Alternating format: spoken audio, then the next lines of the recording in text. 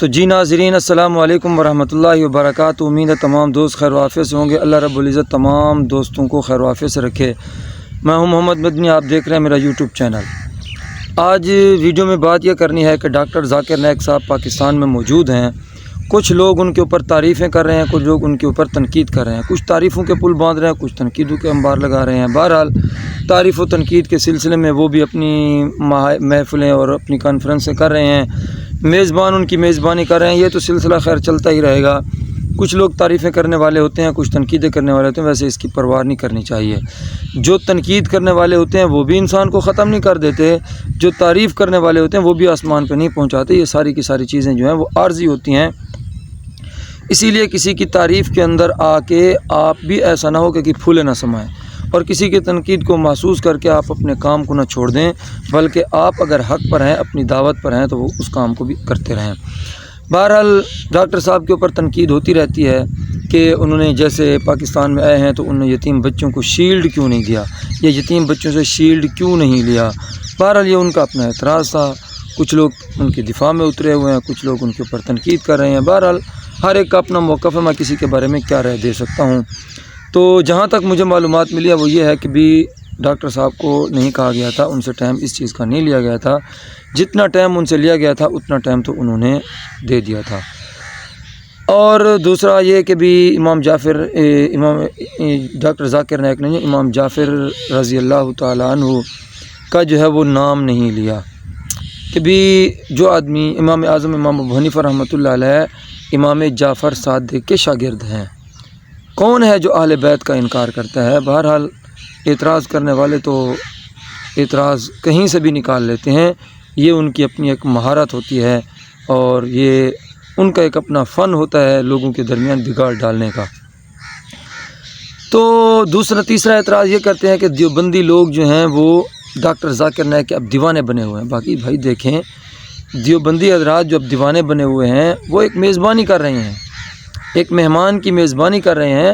باقی دیوبندی حضرات ایسا بھی نہیں ہے کہ بھی ڈاکٹر ذاکر نائک اگر اہل سنت والجماعت کے عقائد کے خلاف کوئی بات کرے اور دیوبندی حضرات اس کی گرفت نہ کریں، تو صف اول میں نظر آئیں گے یہ دیوبندی حضرات ڈاکٹر ذاکر نائک کی گرفت کرنے میں، چونکہ انہوں نے اپنے سابقہ نظریات، اپنے سابقہ افکار سے رجوع کر لیا ہے، تو اسی لیے انہوں نے بھی فراخ دلی کا مظاہرہ کرتے ہوئے ڈاکٹر صاحب کو سینے سے لگایا ہے، تاکہ ہمارا مہمان جو ہے وہ ہم سے خوش رہے۔ اور ایسا ہونا بھی چاہیے کہ جب کوئی آدمی اپنی غلطی سے رجوع کر لے اور اپنی معذرت کر لے تو اس کی معذرت کو قبول کیا جائے، اس کی غلطی کو تسلیم کیا جائے، اس کو سینے سے لگایا جائے۔ اور یہ ہے کہ ایک چوتھا اعتراض یہ کرتے ہیں، وہ علماء بھی کر رہے ہیں کہ بھی ڈاکٹر ذاکر نائک کے ارد گرد سارے کے سارے لوگ جمع ہو رہے ہیں، اپنے شہر کے علماء کی قدر کیوں نہیں کر رہے؟ ایسی کوئی بات نہیں ہے۔ ویسے حق یہی بنتا ہے کہ عوام اپنے اپنے شہر کے، اپنے اپنے علاقے کے علماء کی قدر کرے۔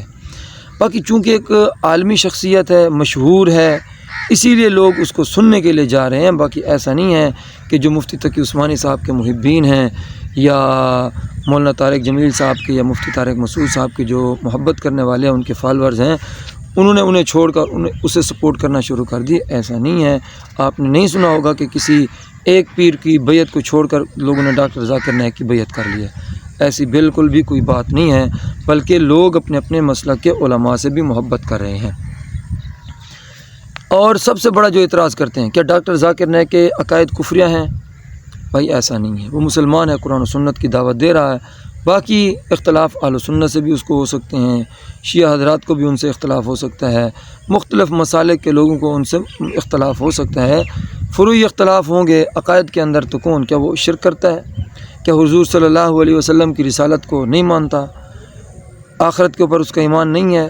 تو بہرحال یہ ایسے عقائد ہیں جن کے اندر تو تمام مسلمان متفق ہیں۔ باقی رہا فروعات میں اختلاف، اس نے رفع یدین کر لیا، ہم نے نہیں کیا، اس نے۔ بہرحال چھوٹے چھوٹے جو مسئلے ہیں ان کے اندر ویسے نہیں پڑھنا چاہیے۔ بعض لوگ اعتراض کرتے ہیں کہ بھی پاکستان سیاسی مقصد کے لیے آئے۔ پاکستان کیوں آئے ہیں؟